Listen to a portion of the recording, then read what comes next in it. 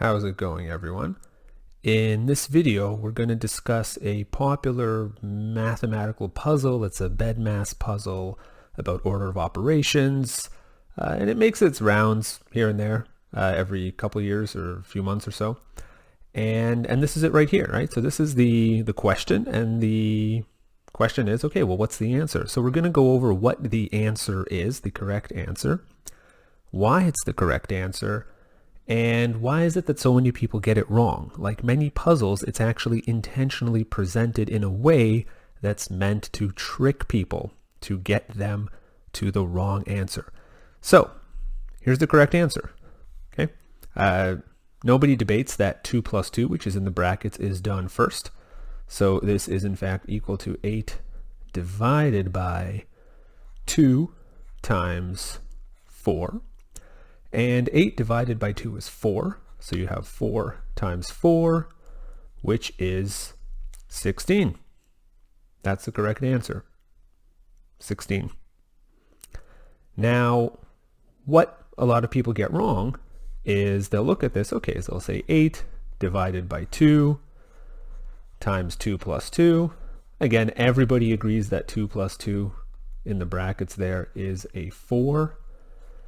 And then what they'll do the 2 times 4, right? So they'll have 8 divided by 2 times 4, which is 8.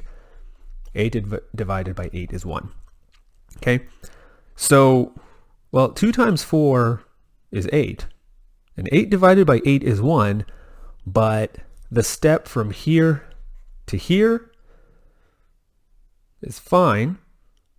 The step from here to here is not fine. Okay? The above statement, or the middle statement, does not equal that bottom statement. Okay? And people sometimes give some explanations as to why that's the case. They'll say, well, in BEDMAS, okay, the order of operations, right, you have B, E, D, M, A, S. You divide before you multiply. And so you have to do the division before you do the multiplication. That's actually not why. Right? Division and multiplication can be done in any order relative to each other as long as they're done correctly. Some people say, oh, well, you have to go left to right. That's not exactly the right answer. You do have to go left to right in this case, but it's not because of an arbitrary rule that you have to go left to right. Okay, it's for a different reason why left to right sometimes in some way is correct. Okay, so here's what's actually going on. Okay, anytime that you write something in mathematics, it has to make sense.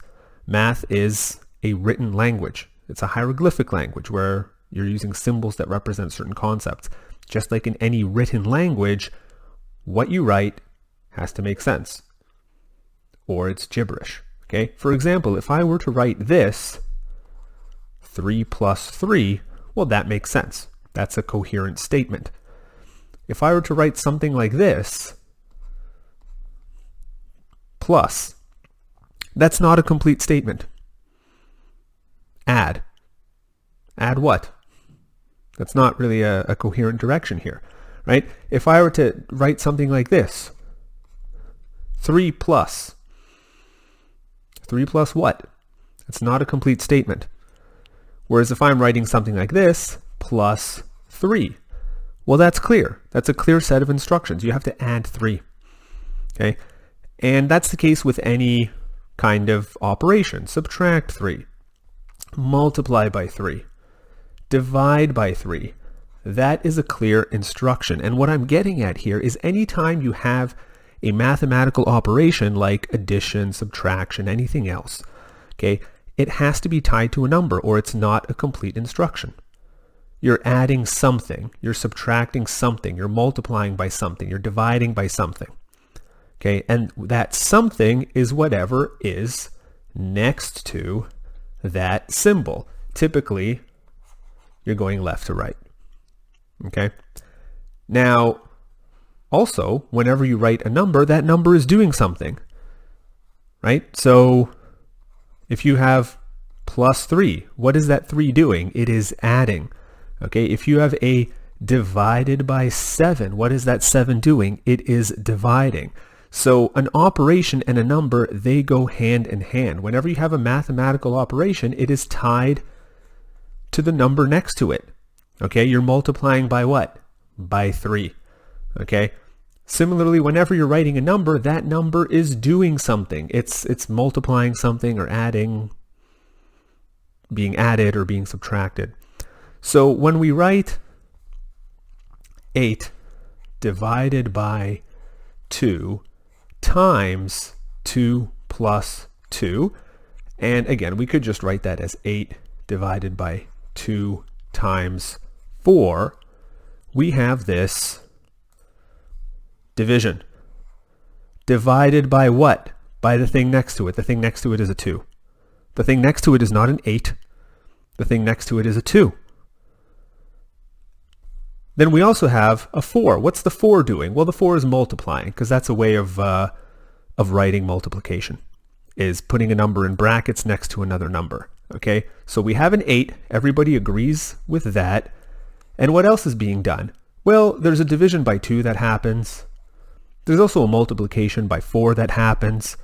And we can do that in any order. We can do 8 divided by 2 and then multiply by 4, and that gives us 4 times 4, which is 16. We could also do it as 8 times 4 and then divided by 2. Okay, and that is going to give us 8 times 4, which is 32, right? Divided by 2. That will also give us 16. Okay, so you can change the order of multiplication and division as long as you do it right. The 2 is dividing. The 4 is multiplying. If you were to write something like this, 8 divided by 2 times 4, well then, the 2 times 4 is in brackets. You treat that as one number. Divided by what? Divided by this set of brackets. What's in this set of brackets? An 8. So that would equal to 1.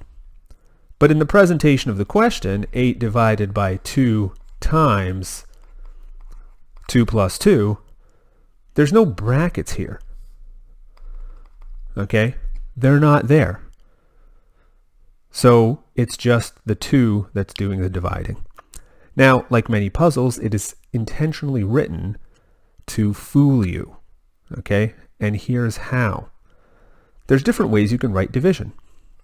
You can write A divided by B, or you could write A over B.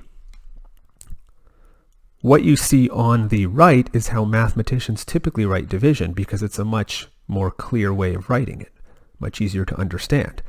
Similarly, there's different ways you can write multiplication. You can write A times B, or you could write AB.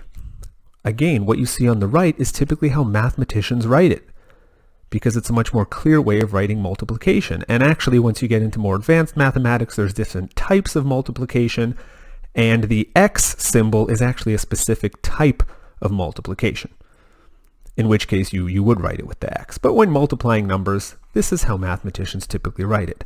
Now, what does this problem do? Okay, it starts off using one mode, the kind of grade school mode, where you have 8 divided by 2 using this kind of division, which you see in grade school, and then it switches to the more advanced use mathematical mode, where multiplication is written not by an X, but with brackets. And what that does, once you bring it to the next stage, where you write it as 8 divided by 2 times 4, the 2 and the 4 are very close together. The 2 and the 8 are not that close together.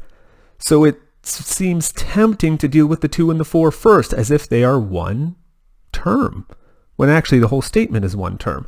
And so it's tempting to write, okay, 8 divided by 8, which equals 1. But that, of course, is wrong, because the 2 is doing the dividing, not the 4. Okay?